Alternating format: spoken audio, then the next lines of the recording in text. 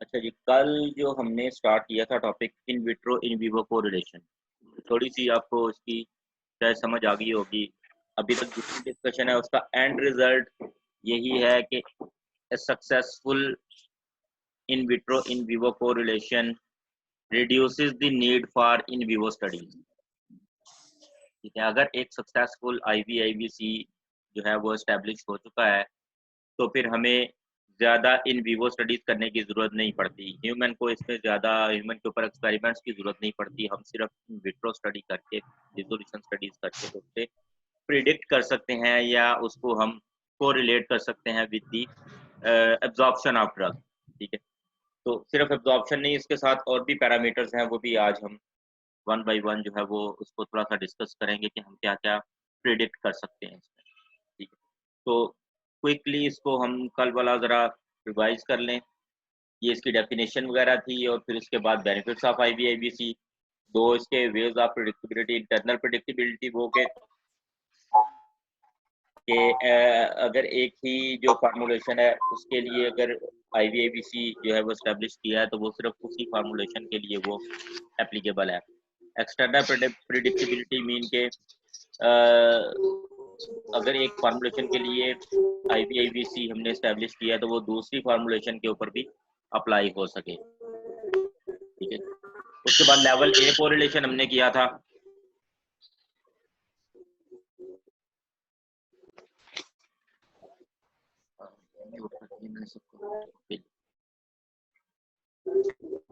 Level A correlation में क्या था कि पॉइंट टू पॉइंट कोरिलेशन।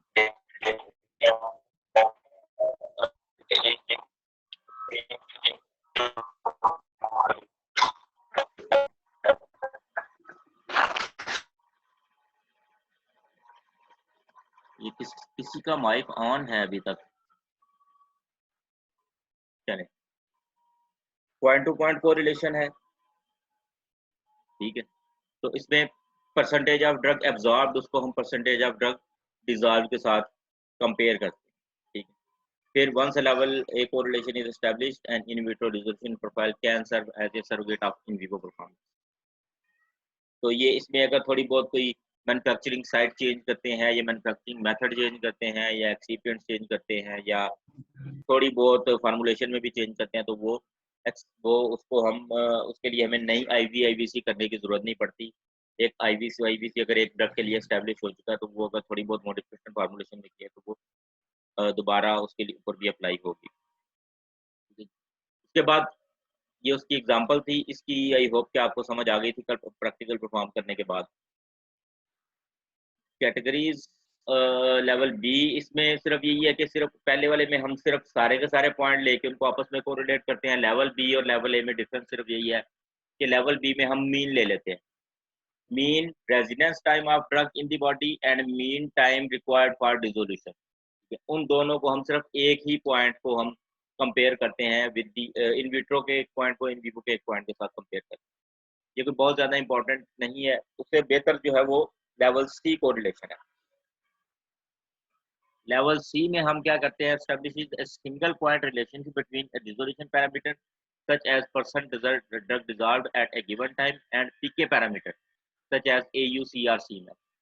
तो इस पे हम कोई डिसोल्यूशन के किसी एक पॉइंट को कि जी इतने टाइम में ड्रग इतने परसेंट डिसॉल्व हुई थी, ठीक है, और उसी टाइम के ऊपर ड्रग का पीके पैरामीटर क्या था या उसकी जो Cmax या AUC हम जो है वो उसको डिफरेंट जो है जो करके क्या नाम है उसका, यानी अगर हमने लेवल ए कोरिलेशन किया है फॉर एग्जांपल, इसमें हमने 10 या 12 लेवल्स को कंपेयर किया हुआ है, तो उनमें से किसी एक लेवल को लेके डिसोल्यूशन के और उसको कंसंट्रेशन के किसी एक लेवल के साथ कंपेयर करते हैं।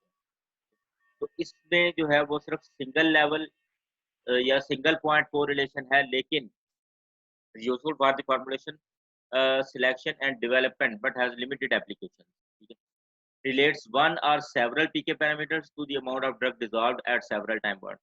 इसमें भी डिसोल्यूशन को हम पीके पैरामीटर्स के साथ कंपेयर करते हैं। अभी ये आगे एग्जांपल्स आएंगी तो उसमें फिर थोड़ी आपको क्लियर हो जाएंगी चीज़। अच्छा,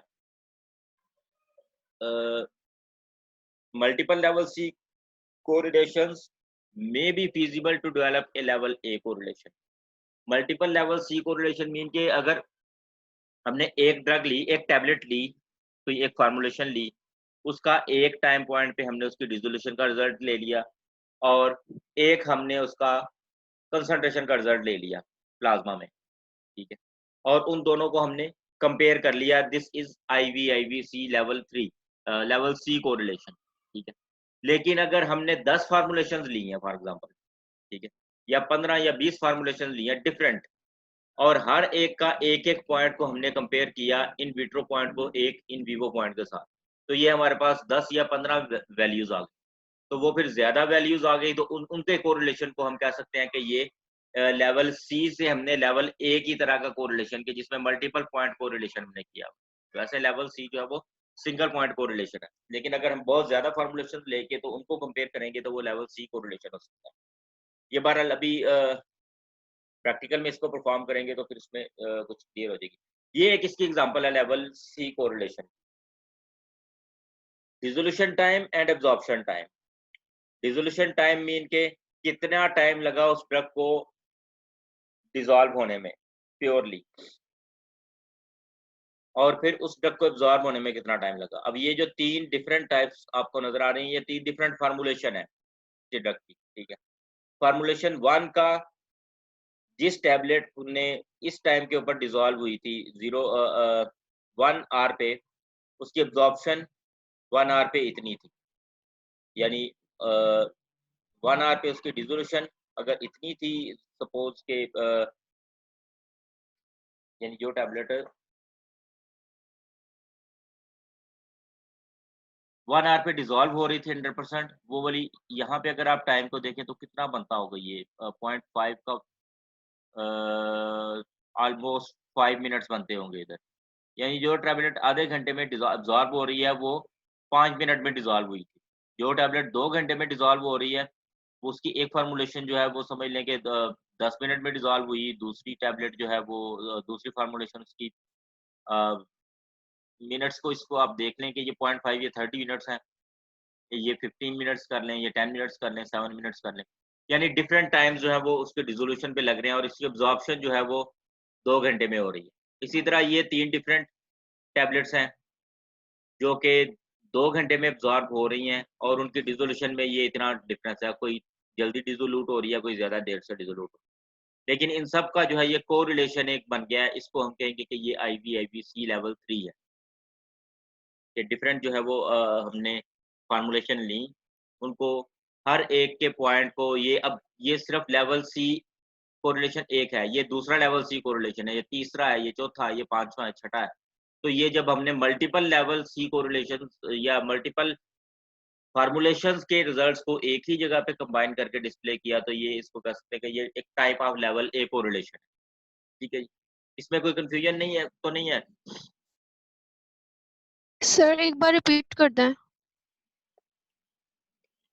अच्छा, लेवल ए कोरिलेशन में हम क्या करते हैं कि एक टैबलेट ली, उसके हमने डिफरेंट टाइम पॉइंट्स के ऊपर उसकी डिसोल्यूशन देखी और उसी टैबलेट की, इनके उसी बैच की दूसरी टैबलेट की उस डिफरेंट टाइम पॉइंट्स के ऊपर एब्जॉर्प्शन देखी। फिर हमने परसेंटेज डिसॉल्व्ड और परसेंटेज एब्जॉर्ब, ठीक है, ये दोनों वैल्यूज लेनी और उनकी परसेंटेज डिसॉल्व्ड और परसेंटेज एब्जॉर्ब को हमने कंपेयर किया, तो वो अगर एक स्ट्रेट लाइन है तो हम कहेंगे कि ये इसका कोरिलेशन है, क्योंकि उसमें एक ही फार्मूलेशन यूज की थी और उसके डिफरेंट टाइम के ऊपर हमने उसकी एब्जॉर्प्शन और उसकी डिसोल्यूशन को कंपेयर किया। लेवल सी में क्या है कि ये डिफरेंट फार्मूलेशंस हैं। ये जो पहले वाली नजर आ रही है, ये टैबलेट एक एक जो है वो उसकी तीन, एक फार्मूलेशन है, ये दूसरी फार्मूलेशन है, ये तीसरी फार्मूलेशन है, ठीक है। ये यानी ये 1 2 3 फार्मूलेशन दिए हैं, 1 2 3 4 फार्मूलेशन दिए हैं। तो जिस टाइम ऑफ एब्जॉर्प्शन और टाइम ऑफ डिसोल्यूशन को कंपेयर कर रहे हैं कि एक ड्रग अगर ये 2 आवर्स पे देख लें, अगर ये 2 आवर्स में जो ड्रग डिसॉल्व हो रही है, एब्जॉर्ब हो रही है बॉडी में, उसकी एक फार्मूलेशन 40 मिनट 20 मिनट्स में डिसॉल्व हुई थी, दूसरी कह सकते हैं 25 मिनट्स में, तीसरी 30 मिनट्स में, चौथी 35 मिनट्स में, ठीक है। तो यानी ये 4 डिफरेंट फार्मूलेशंस का कोरिलेशन किया हुआ है और फिर ये मल्टीपल लेवल्स के ऊपर या मल्टीपल टाइम पॉइंट्स के ऊपर किया हुआ है। तो इसको हम कहते हैं कि ये लेवल सी कोरिलेशन है, लेकिन ये क्योंकि ज़्यादा पॉइंट्स को यूज़ किया तो इसको हम लेवल सी से लेवल ए बनाया हुआ है। अगर इनमें से कोई भी ना होता, सिर्फ एक जो है वो मैं अगर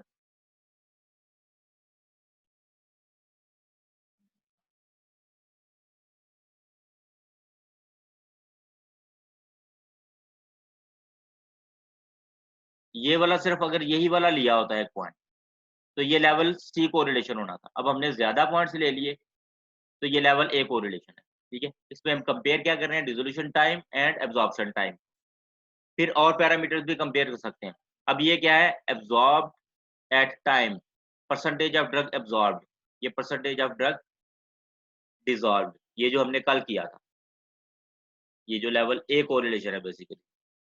ठीक है, कि इसमें percentage of drug dissolve at time, at a particular time.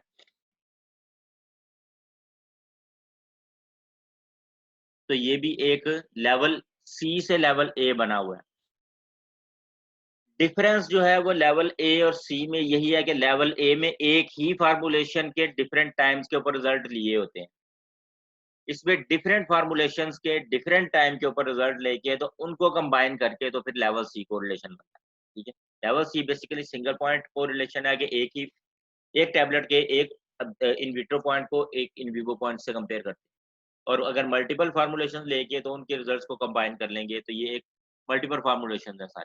ठीक है, कि यानी इसमें भी dissolution time, maximum dissolution time किसी टैबलेट का क्या है, और उसी ड्रग का मैक्सिमम एब्जॉर्प्शन टाइम क्या है उसी टैबलेट का इन विट्रो इन विवो। अगले वाली में एक और पैरामीटर आया है, C max, dissolve percentage versus C max, कि जो अब ये भी different A B C D E F, ये जो अल्फाबेट्स हैं ये डिफरेंट फार्मूलेशन हैं। ठीक है, in vitro in vivo correlation between C max and percent drug dissolve in 30 minute, slow B 60 minute. ये ए और बी, ये जो ऊपर वाले और नीचे ये जो दो बॉक्स हैं, ये ए और बी।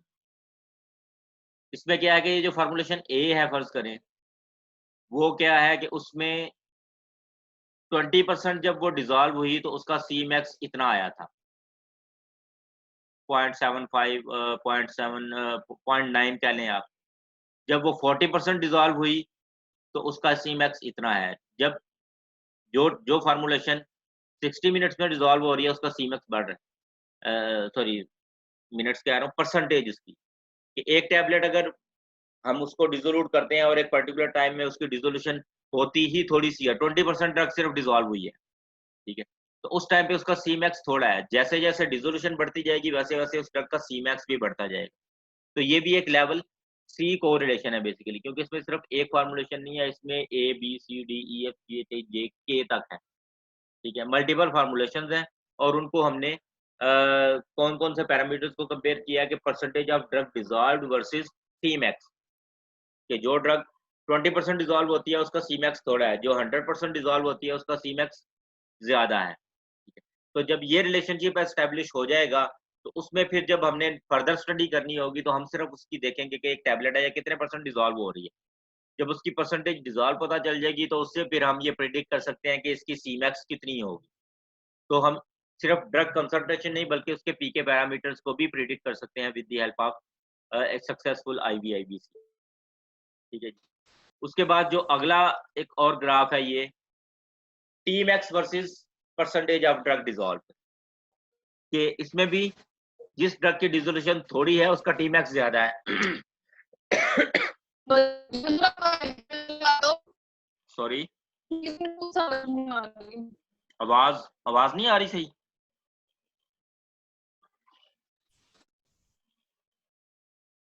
सर थोड़ी आज कट रही है आवाज। आवाज कट रही है, अच्छा। मेरे ख्याल में ये नेट थोड़ा सा प्रॉब्लम है आज, तो या फिर शायद बहुत सारे लोग जो हैं वो अब ऑनलाइन पे आ गए हैं तो जरा नेट के ऊपर जोर ज्यादा है। बहरहाल इसकी रिकॉर्डिंग जो है वो बड़ी क्लियर होती है, रिकॉर्डिंग में तो आवाज का कोई इशू नहीं ना होता जब आप रिकॉर्डिंग कर रहे होते हैं। तो जब आप रिकॉर्डिंग सुनते हैं तो उसमें ठीक होता है, तो उसमें इंशाल्लाह क्लियर हो जाएगा। अच्छा, ये जो है percentage of dissolved versus time जो है वो to reach the peak plasma concentration, ये टी मैक्स। डेफिनेटली जिस ड्रग की एक ड्रग अगर टैबलेट दिया और वो सिर्फ 20% डिजॉल्व हो रही है, तो इसका मतलब है कि उसका रेट ऑफ डिसोल्यूशन स्लो है। वो बॉडी में जाके स्लोली डिसोल्यूट होगी और वो स्लोली अब्जॉर्ब होगी। और स्लोली अब्जॉर्ब होने का मतलब ये है कि time to reach in the systemic circulation या time to achieve the Cmax that will be prolonged. तो जिस ड्रग की परसेंटेज डिसॉल्व स्लो है, उसकी टाइम Tmax जो है वो ज़्यादा है। जैसे-जैसे परसेंटेज डिसॉल्व कम होता जाएगा, वैसे-वैसे उस ड्रग का परसेंटेज डिसॉल्व ज़्यादा होता जाएगा, वैसे-वैसे उस ड्रग की Tmax जो है वो कम होती जाएगी। तो जो टैबलेट जल्दी डिसॉल्व होती हैं, उनका Tmax कम है, जो लेट डिसॉल्व होती हैं, उनका Tmax ज़्यादा है।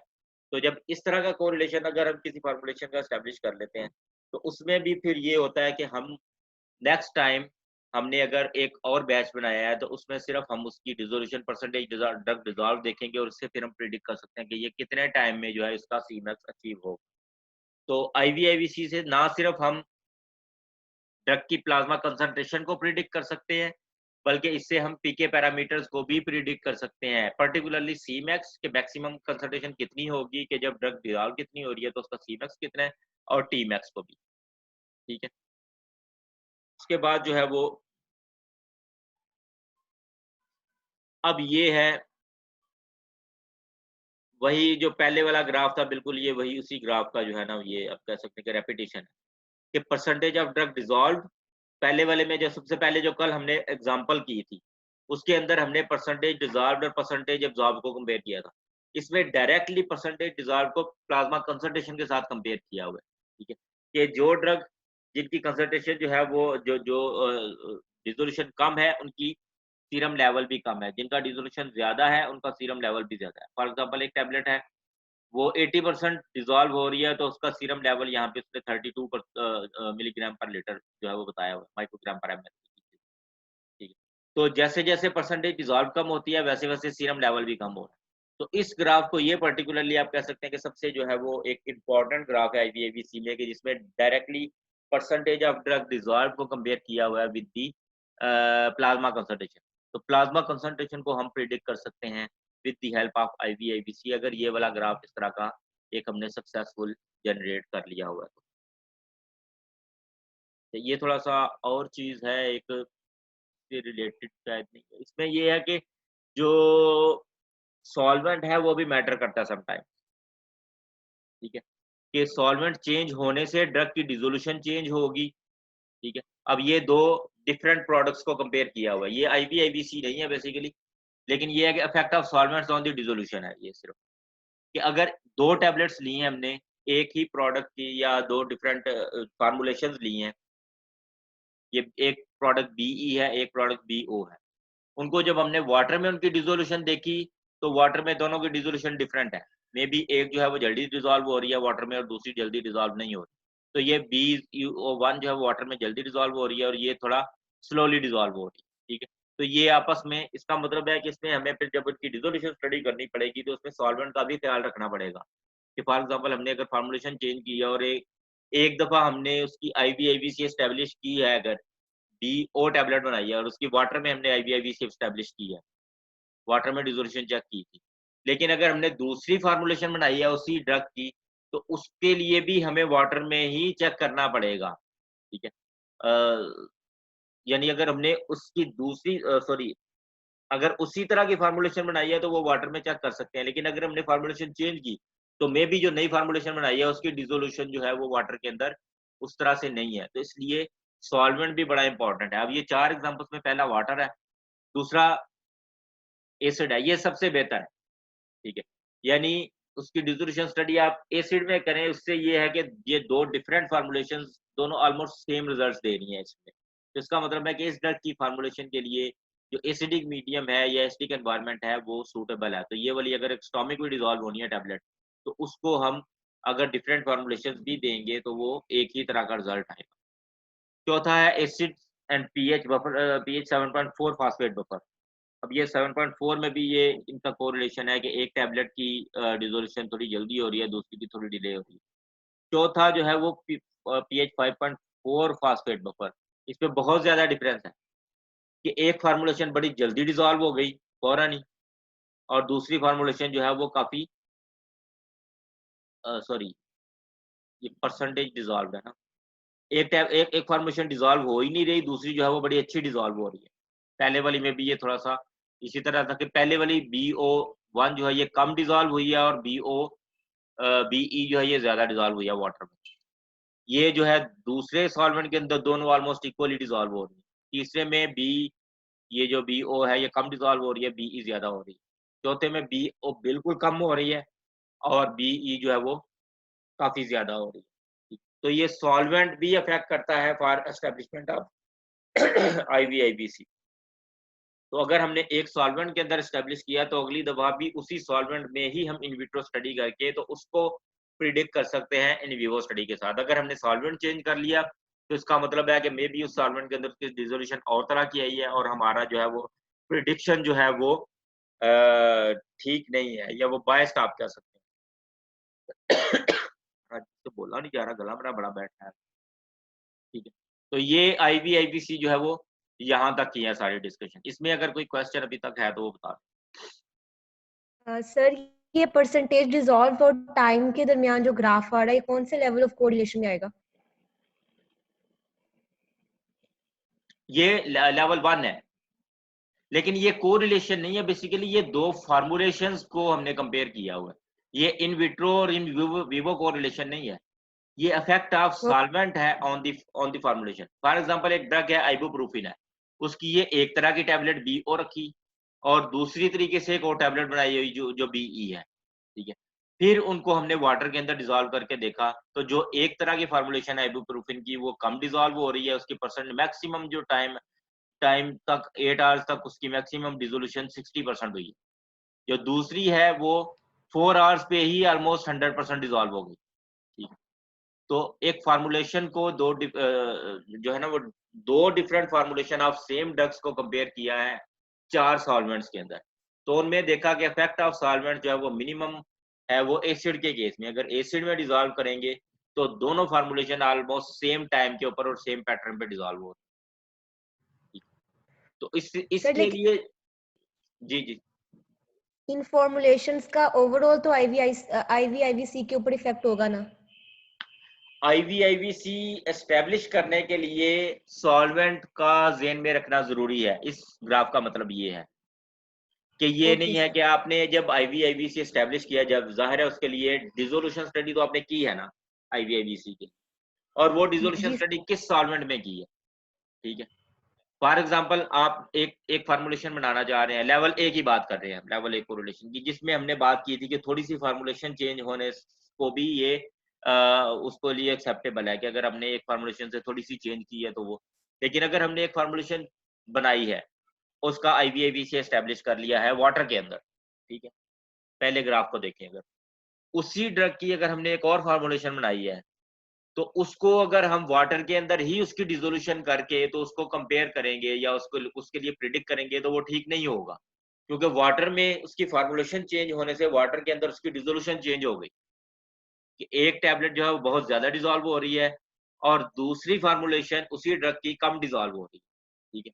तो उसके लिए फिर ये है कि जब हमने एसिड के अंदर IVIBC एस्टेब्लिश किया तो एक फार्मूलेशन जब हमने बना के उसका IVIBC एस्टेब्लिश हो गया, तो जब उसकी फार्मूलेशन चेंज करेंगे और उसकी डिसोल्यूशन भी हम एसिड में ही चेक करेंगे तो उससे कोई प्रॉब्लम नहीं है, वो भी उसके कंपेरेबल ही होगा पहले वाली। ठीक है जी। ओके सर, समझ जी सर आ गई। 1 मिनट में जरा आपकी ना अटेंडेंस ले लो। आपका जो डिस्प्ले हो रहा है ना नाम, इनका मैं स्क्रीनशॉट ले रहा हूँ।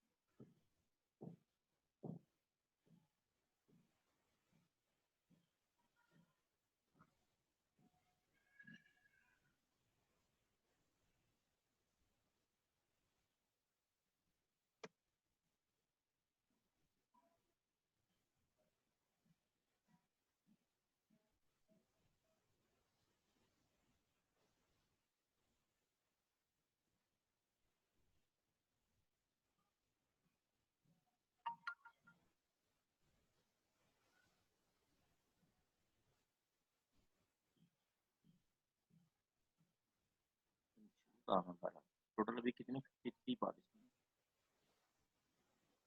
चलें इसको फिर मैं देख लूंगा, ये क्योंकि ये मूव कर रहे हैं ऊपर नीचे, तो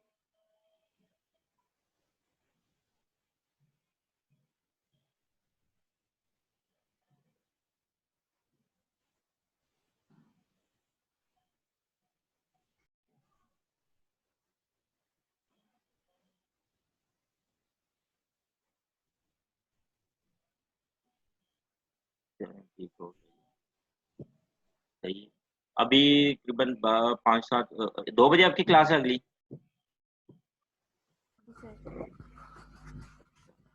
चलें फिर 5 मिनट तक जो है ना वो प्रैक्टिकल भी इसी से रिलेटेड जो है ना, ये जो अपने ग्राफ अभी दिखाए थे मैंने, तो इनके डाटा को लेके तो ग्राफ प्लॉट करके फिर आप थोड़ी सी प्रैक्टिस करते हैं।